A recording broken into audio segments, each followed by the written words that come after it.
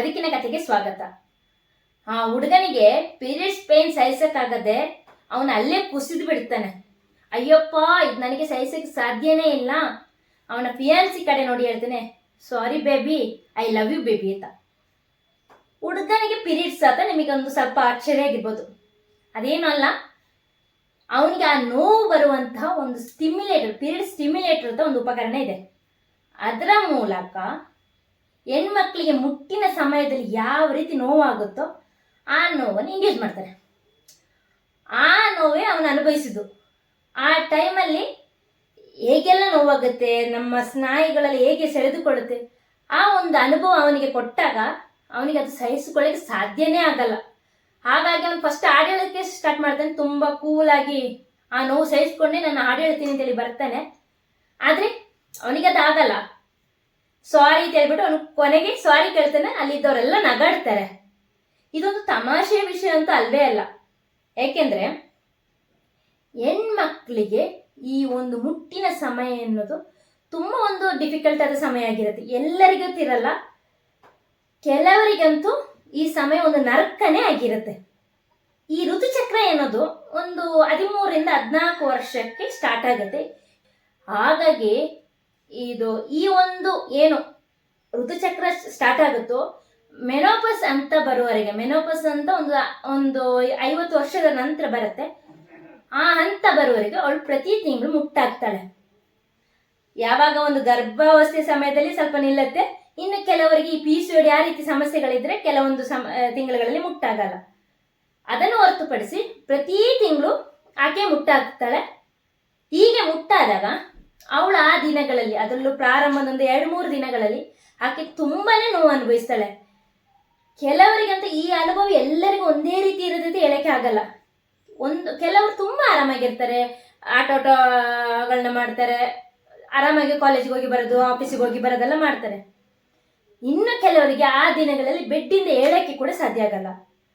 ಹಾಗಾಗಿ ನಾವು ಈ ಒಂದು ಮುಟ್ಟಿನ ವಿಷಯ ಬರುವಾಗ ನಾವು ಆ ಹೆಣ್ಮಕ್ಳನ್ನ ಒಂದು ಹೆಣ್ಮಕ್ಳನ್ನ ಇನ್ನೊಂದು ಹೆಣ್ಮಕ್ಳ ಜೊತೆ ಕಂಪೇರ್ ಮಾಡಕ್ಕೆ ಹೋಗ್ಬಾರ್ದು.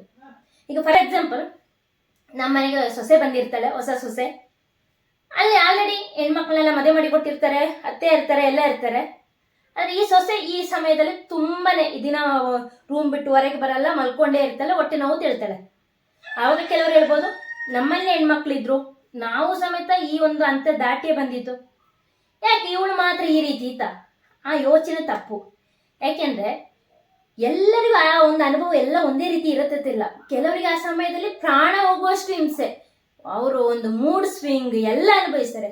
ಇನ್ನು ಕೆಲವರು ರಿಲ್ಯಾಕ್ಸ್ ಆಗಿರ್ತಾರೆ. ಅದು ವ್ಯಕ್ತಿಯಿಂದ ವ್ಯಕ್ತಿಗೆ, ಹೆಣ್ಮಕ್ಳಿಂದ ಹೆಣ್ಮಕ್ಳಿಗೆ ಭಿನ್ನವಾಗಿರುತ್ತೆ. ಹಾಗಾಗಿ ಯಾರು ಆ ಸಮಯದಲ್ಲಿ ತುಂಬ ಕಷ್ಟ ಅನುಭವಿಸ್ತಾರೋ ಅವರು ಸಪೋರ್ಟಿಗೆ ನಿಲ್ಲಿ. ಆ ದಿನಗಳಲ್ಲಿ ಅವರಿಗೆ ಒಂದು ಅವರ ಕೆಲಸ ಕಾರ್ಯಗಳಿಗೆಲ್ಲ ಸಹಾಯ ಮಾಡುತ್ತಾ ಅವ್ರೊಂದು ಸಪೋರ್ಟಿವ್ ಆಗಿ ನಿಲ್ಲಿ. ಅದು ಬಿಟ್ಟು ನಿನಗೆ ಮಾತ್ರ ಈ ನೋವಾ, ನೀನೊಬ್ಳೆ ಹೆಣ್ಣ, ಬೇರೆ ಹೆಣ್ಮಕ್ಳೇನು ಅವ್ರ ಡ್ಯೂಟಿನ ಮಾಡ್ತಾ ಇಲ್ವಾ, ಅವ್ರೇನು ಆಫೀಸಿಗೆ ಹೋಗ್ತಾ ಇಲ್ವಾ, ಕಾಲೇಜಿಗೆ ಹೋಗ್ತಾ ಇಲ್ವಾ, ಅವರ ಮನೆ ಕೆಲಸ ಮಾಡ್ತಾ ಇಲ್ವಾ ಅಂತ ಟಾಂಟ್ ಕೊಡಕ್ಕೆ ಹೋಗ್ಬೇಡಿ. ಇನ್ನು ಈ ಮುಟ್ಟಿನ ದಿನಗಳನ್ನು ಈಗ ಒಂಥರ ಮೈಲಿಗೆ ರೀತಿ ಕನ್ಸಿಡರ್ ಮಾಡ್ತಾರೆ. ಸದ್ಗುರು ಕೂಡ ಹೇಳ್ತಾರೆ, ಇದು ಮೈಲಿಗಲ್ಲ, ಹಿಂದೆ ಅಲ್ಲ. ಯಾಕೆ ಒಂದು ಈ ಸಿಸ್ಟಮ್ ಬಂತು? ಈಗ ಇತ್ತೀಚೆಗೆ ಕೂಡ ಕೆಲವೊಂದು ಮನೆಗಳಲ್ಲಿ ಮುಟ್ಟಾದ್ರೆ ಆ ಹೆಣ್ಮಕ್ಳನ್ನ ಹೊರಗಿಡೋದು, ಬೇರೆ ಒಂದು ರೂಮ್ ಮಾಡಿ ಇಡೋದು, ಇನ್ನು ಕೆಲವರು ಶೆಡ್ಗಳನ್ನ ಹಾಕಿಡೋದು, ಅದೆಲ್ಲ ಪದ್ಧತಿ ಈಗಲೂ ಇನ್ನೂ ಕೆಲವು ಕಡೆ ಜಾರಿಯಲ್ಲಿ ಇದೆ.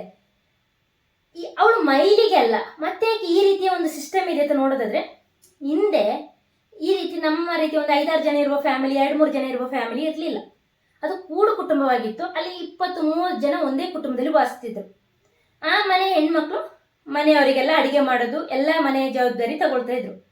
ಗಂಡಸರು ಹೊರಗಡೆ ದುಡಿಯಕ್ಕೆ ಹೋಗುವಾಗ ಎಲ್ಲ ಕೆಲಸವೂ ಇವರ ಮೇಲೆ ಇತ್ತು. ಒಂದು ಆಹಾರ ತಯಾರಿಸ್ಬೇಕಾದ್ರೂ ದೊಡ್ಡ ದೊಡ್ಡ ಅಂಡೆಯಲ್ಲೇ ತಯಾರಿಸ್ಬೇಕಾಗಿತ್ತು. ಚಪಾತಿ ರೊಟ್ಟಿ ತಲ್ಲ ಮಾಡೋದಾದ್ರೆ ಈ ರೊಟ್ಟಿ ತಟ್ಟೋದಲ್ಲ, ಒಂದು 200-300 ರೊಟ್ಟಿ ತಟ್ಟಬೇಕಾದ ಪರಿಸ್ಥಿತಿ ಅವರಿಗೆ ಆಗಿತ್ತು. ಹಾಗಾಗಿ ಆ ದಿನಗಳಲ್ಲಿ ಕೆಲವು ಹೆಣ್ಮಕ್ಳಿಗೆ ತುಂಬ ಈ ಸಹಿಸಕ್ಕಾಗಲ್ಲ, ಅವ್ರಿಗೆ ತುಂಬ ಕಷ್ಟ ಆಗತ್ತೆ ಅರ್ಥ ನಮ್ಮ ಹಿರಿಯರು. ಆವಾಗ ಅವಳಿಗೆ ಇನ್ನು ಈ ಒಂದು 3-4 ದಿನ ರೆಸ್ಟ್ ಆಗಿರಮ್ಮ, ಇನ್ನು ಯಾರು ನಿನ್ನ ತಂಟೆಗೆ ಬರಲ್ಲ, ನೀ ಆರಾಮಾಗಿರೋದಿಲ್ಲ, ಸಪ್ರೇಟ್ ಮಾಡಿ ಅವಳಿಗೆ ರೆಸ್ಟಿಗೆ ತಳಿ ಕೊಟ್ಟಿದ್ದು. ಈಗ ಅದು ಮೈಲಿಗೆ ಆಗಿದೆ ಅಷ್ಟೇ. ಅವಳಿಗೆ ಆ ದಿನಗಳಲ್ಲಿ ವಿಶ್ರಾಂತಿ ಬೇಕು ಅಂತಷ್ಟೇ ಅವಳನ್ನ ಪ್ರತ್ಯೇಕವಾಗಿ ಇರಿಸ್ತಿದ್ರು. ಯಾರು ಅವಳಿಗೆ ತೊಂದರೆ ಕೊಡೋದು ಬೇಡ, ಅವಳು ಆರಾಮಾಗಿ ಇರಲಿ, ರಿಲ್ಯಾಕ್ಸ್ ಆಗಲಿ, ಅವಳ ಬಾಡಿಗೆ ರಿಲ್ಯಾಕ್ಸ್ ಆಗಲಿ, ಅವಳ ಮೈಂಡ್ ಸ್ವಲ್ಪ ರಿಲ್ಯಾಕ್ಸ್ ಆಗಲಿ ಹೇಳಿ ಮಾಡಿದ ಆ ಪದ್ಧತಿ ಈಗ ಮೈಲಿಗೆ ಆಗ್ತಾ ಇದೆ. ಹಾಗಾಗಿ ಇನ್ನು ನಿಮ್ಮಲ್ಲಿ ಯಾರಾದ್ರೂ ಈ ರೀತಿ ಒಂದು ಮೌಢ್ಯದಿಂದ ಆಚರಣೆ ಮಾಡ್ತಿದ್ರೆ ಅವ್ರಿಗೆ ತಿಳಿ ಹೇಳಿ, ಇದೆಲ್ಲ ತಪ್ಪು ತೇಳಿ. ಮತ್ತೆ ಹೆಣ್ಮಕ್ಳನ್ನಷ್ಟೇ ಆ ದಿನಗಳಲ್ಲಿ ಅವರಿಗೆ ನೋವಾಗುತ್ತೆ ಅಂದ್ರೆ ಅವ್ರನ್ನ ಕಿಂಡಲ್ ಮಾಡೋದು, ಅವ್ರಿಗೆ ಟಾಂಟ್ ಕೊಡೋದು ಮಾಡದೆ ಅವ್ರಿಗೆ ರೆಸ್ಪೆಕ್ಟ್ ಕೊಡಿ. ಇನ್ನು ತೀರಾ ಆ ನೋವನ್ನು ಅನುಭವಿಸಲೇಬೇಕು, ನಮಗೆ ಸಹಿಸಲಿಕ್ಕೆ ಸಾಧ್ಯವೇ ಇದೆಯಾ ಅಂತ ನೋಡೋಕ್ಕೆ ಟೆಸ್ಟ್ ಮಾಡ ಬಯಸ್ತಾರೆ, ನೀವು ಕೂಡ ಒಮ್ಮೆ ಹೋಗಿ ಈ ಒಂದು ಪೀರಿಯಡ್ ಸ್ಟಿಮ್ಯುಲೇಟರನ್ನು ಅನುಭವ ಪಡೆದುಕೊಳ್ಳಿ. ಆವಾಗ ಗೊತ್ತಾಗತ್ತೆ ಹೆಣ್ಣು ಆ ದಿನಗಳಲ್ಲಿ ಅನುಭವಿಸುವಂಥ ವೇದನೆ ಎಂಥದ್ದು ಅಂತ. Thank you.